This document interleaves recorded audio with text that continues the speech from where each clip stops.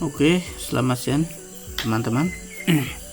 Kali ini kita akan membuat tutorial bagaimana kita mengurus persetujuan bangun gedung, kemudian SLF atau sertifikat layak fungsi bangunan gedung melalui sistem informasi manajemen bangun gedung atau SIMBG melalui web yang disediakan oleh PUPR, Kementerian PUPR. Jadi teman-teman, ini adalah tutorial dan saya mohon ikuti supaya kita tahu. Jadi pertama itu kita buka di webnya PU, simbg.pu.go.id.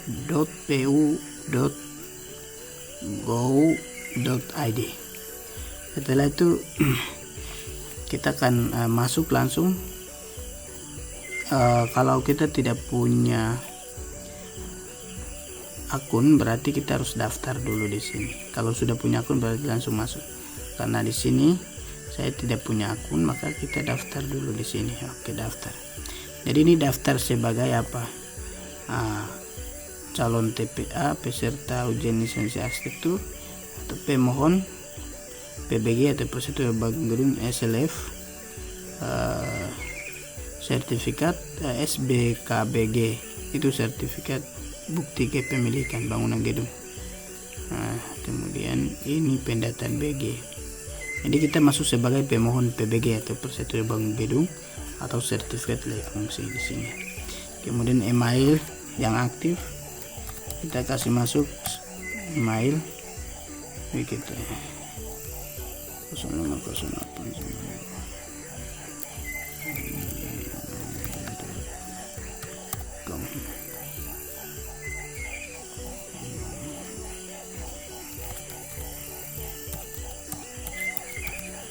email kata sandi.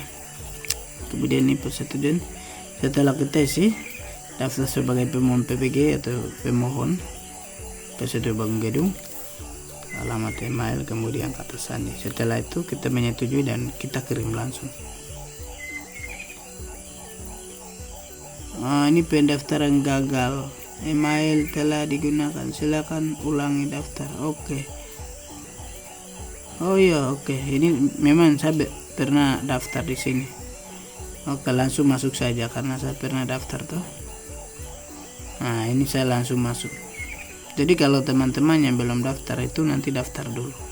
Tadi dia ada notifikasi karena saya sudah pernah daftar di SIMBG. Jadi setelah kita masuk di sini, kalau kita mau urus PBG atau SLF itu kita tambahkan di sini. Di sini tambah sekarang persetujuan bangun gedung. Nah, saya mau urus dulu kan IMB, tetapi setelah ada regulasi terbaru dari kementerian terkait dengan perizinan IMB itu sudah dirubah menjadi PBG, sehingga di sini muncul namanya PBG.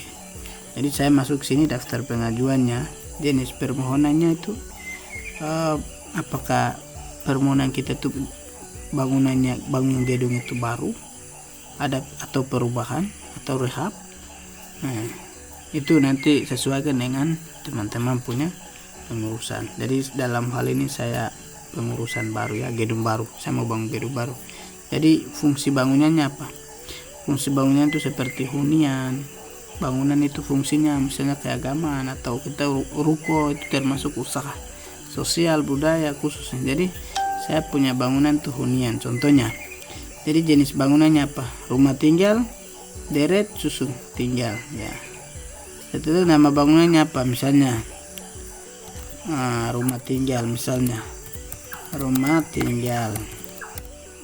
Kemudian luas bangunannya berapa? Misalnya 80 meter persegi. Misalnya rumah saya 1 lantai ya atau 2 lantai ya.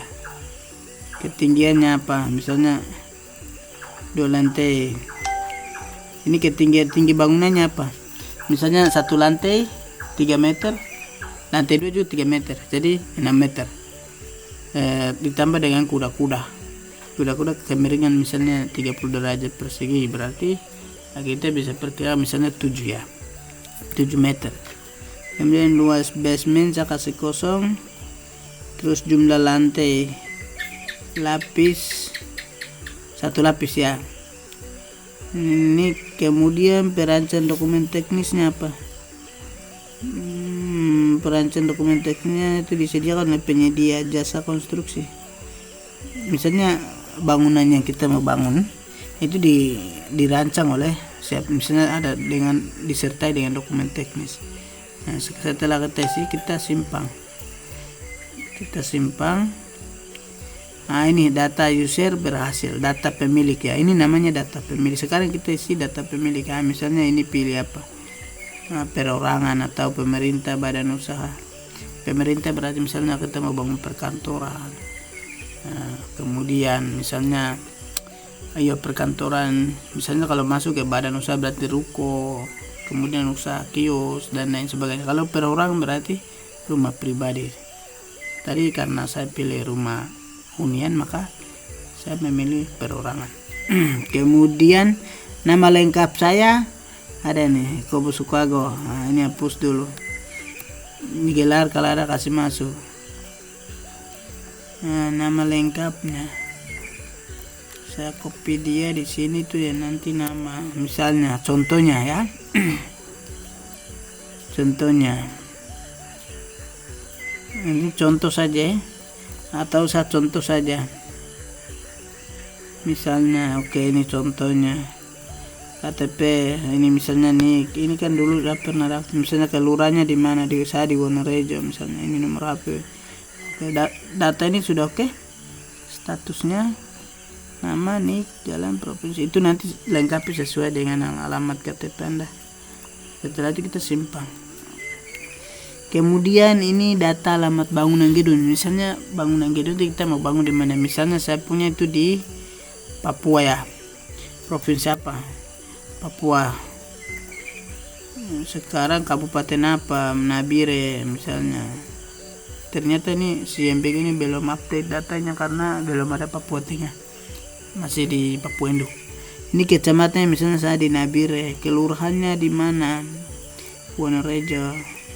Alamatnya misalnya Jalan Perintis Bumi Wonorejo, BM saja, BMW. Sekarang jenis permohonan konsultasi bangunan gedung baru, fungsinya ini sudah oke. Ini sudah dokumentasi. Jadi teman-teman, kita perlu ingat di sini, ini dokumen teknis itu itu disediakan oleh pihak ketiga atau jasa konsultansi. Jadi dalam pengurusan PBG itu yang paling mahal adalah dokumen teknis, karena ini di pihak ketiga yang disiapkan. Setelah itu kita lanjutkan. Nah, ini datanya sudah ada. Itu format data tanah sekarang. Tadi kan data PBG, Persatuan Bank Gedung, kepemilikan. Sekarang ini ini data format data tanah ya. Misalnya ini data tanah, data profil tanah misalnya. Ini kita isi data gedung berhasil diubah. Oke. Data tanah belum ada, mohon diinput. Oke. Sekarang kita isi data tanah di sini, data profil tanah kita tambahkan di sini. Misalnya jenis kepemilikan data tanah. Misalnya kita punya tanah itu punya sertifikat atau akte jual beli dan lain sebagainya. Misalnya sapu tanah itu sertifikat. Kemudian tanggal sertifikatnya misalnya ini. Contoh saja ini. Oke. Terus kemudian hak pemilikan atas tanah, hak milik. Nah, ini saya pilih hak milik. Jalan Perintis ini. Oke. Misalnya sekarang dokumen data tanah ini juga kita isi, misalnya 09 atau 09 misalnya A sampai Z contohnya ya. Ini luas tanah tadi 72 meter persegi ya misalnya. Nama pilih hak tanah atas contohnya. Oke, jadi Ini nama pemilik hak atas tanah. Kemudian di sini tuh kita upload misalnya sertifikat tanah. Nanti choose file di sini. Saya contohkan saja di sini misalnya. Nah, ini misalnya gambar ini seperti ini macam sertifikatnya tanah. Setelah kita isi, saya buat, kita simpan. Oh, di sini perjanjian tertulis pemanfaatan tanah dalam hal bangunan berdiri di atas tanah milik orang lain. Oke. Ini kalau ada, tidak ada saja, saat simpan tidak ada. Setelah itu kita simpan. Ini sekarang sudah ada data tanah, sudah ada. Kemudian di sini nanti selanjutnya misalnya ini tadi kita punya KTP, itu nanti upload sini. Kemudian informasi PKKPR. Jadi informasi PKKPR itu berkaitan dengan lingkungan ya. Itu PKKPR itu bangunannya kan kita bangun, atau bangunan yang rencana kita bangun itu apakah dia sesuai dengan tata ruang wilayah atau tidak. Itu dia minta di sini di PKKPR sini. Jadi PKKPR itu penyesuaian kegiatan terhadap tata ruang wilayah.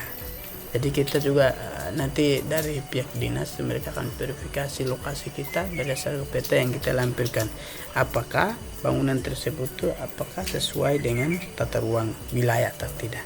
Itu nanti di sini informasi PKKPR sini. Kemudian di sini penyedia jasa perencanaan konstruksi badan usaha atau perorangan. Ini ini perencana badan usaha misalnya. Di sini nanti upload data-datanya di sini. Ini data kelengkapan saja.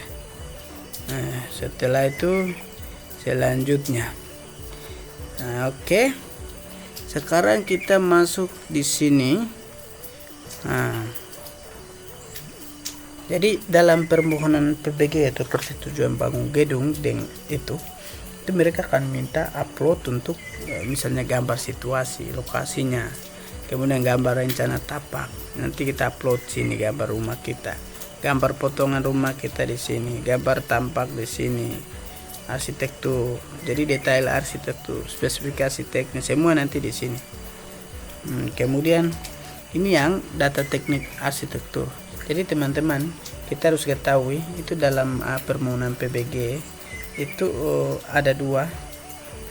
Yang pertama itu data teknis arsitektur. Yang kedua adalah data teknik struktur. Jadi ini data strukturnya kita upload semua di sini, gambar-gambarnya ada kolom, detail struktur, perhitungan, gambar rencana, flat dan lantai dan lain sebagainya. Jadi ini semua kita upload, kita scan. Setelah itu nanti berikut.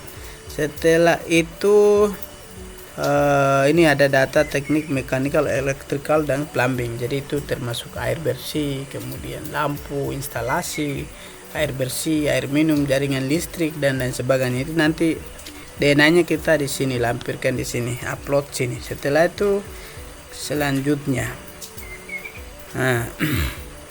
Jadi ini format pernyataan. Oke, ini sudah informasi pernyataan. Jadi kita baca. Sebelum Anda mengkonfirmasi, mohon perhatikan informasi berikut. 1. Data yang Anda berikan adalah benar dan dapat dipertanggungjawabkan. 2. Anda dapat melengkapi data persyarat dengan cara diunggah melalui situs CMBG. Kemudian yang berikut, dokumen harus dilengkapi dalam waktu 20 hari terhitung mulai tanggal pendaftaran. Seandainya kalau kita daftar hari ini berarti kita hitung 20 hari ke depan. Itu maksudnya. Kemudian apabila terjadi kesalahan dan setelah dikonfirmasi, Anda dapat memperbaikinya setelah dikembalikan oleh dinas teknis. Jadi di dinas teknis itu artinya kita juga permohonan tuh di dinas PUPR, bidang cipta karya di situ. Kemudian soal tadi PKKPR itu kegiatan atau usaha kita atau bangunan kita itu akan menyesuaikan dengan tata ruang wilayah, itu nanti akan ajukan ke tata ruang. Nanti dari dinas mereka akan verifikasi dokumen yang kita ajukan melalui sistem, gitu prosesnya. Kemudian setelah itu mereka minta surat pernyataan mematuhi KKPR itu yang tadi. KKPR itu yang tadi penyesuaian kegiatan terhadap tata ruang wilayah. Nah, kemudian pernyataan menggunakan pelaksanaan konstruksi. Kemudian permohonan menggunakan pengawas. Itu nanti dicentang pernyataan memenuhi ketentuan pokok tahan gempa. Nah, ceklik jika disetujui. Setelah itu kita simpan. Itu setelahnya nanti dinas mereka akan koreksi, mereka akan verifikasi data yang kita upload apakah sesuai dengan tata ruang wilayah tidak, apakah layak fungsinya bagaimana, itu mereka akan verifikasi dan kita nanti akan tunggu notifikasi melalui email yang tadi kita upload gitu. Jadi teman-teman ingat bahwa memang dalam pengurusan PBG itu semua gratis, pemerintah sediakan gratis, cuma yang mahal adalah dokumen perencanaan atau dokumen perencanaan teknis tadi. Itu karena itu dikontrak oleh pihak ketiga. Jadi bagaimana orang menggambar kita rumah, bagaimana menghitung strukturnya. Tadi kan ada 3, perencanaan arsitektur, itu termasuk potongan, gambar, dena, itu arsitektur. Kemudian perencanaan struktur itu yang kolom, tiang dan lain sebagainya, itu perencanaannya. Kemudian ada map namanya mechanical, electrical dan plumbing, dia termasuk listrik, lampu, itu dia termasuk. Jadi 3 dokumen ini yang biasanya pemilik rumah itu membayar kepada pihak ketiga atau konsultan. Disitulah yang ada pungutan biaya, bukan dari pemerintah tapi pihak ketiga. Kalau soal pemerintah itu semua gratis gitu. Jadi satu hal lagi yang saya mau sampaikan, sebenarnya SIMBG atau Sistem Informasi Manajemen Bangun Gedung itu sebenarnya bisa urus di OSS, Online Single Submission. Tapi kalau kita masuk di sana itu mereka akan aplikasi OSS dari perizinan, dinas perizinan itu mereka akan masuk notifikasi bahwa kita akan arahkan ke linknya tadi PU SIMBG Kementerian PU.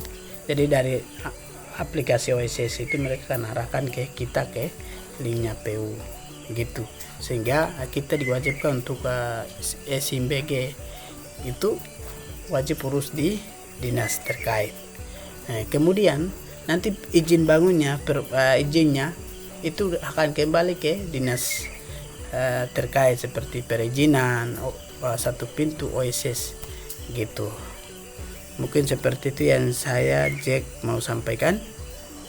Semoga tutorial ini bermanfaat dan berguna untuk kita semua. Selamat siang.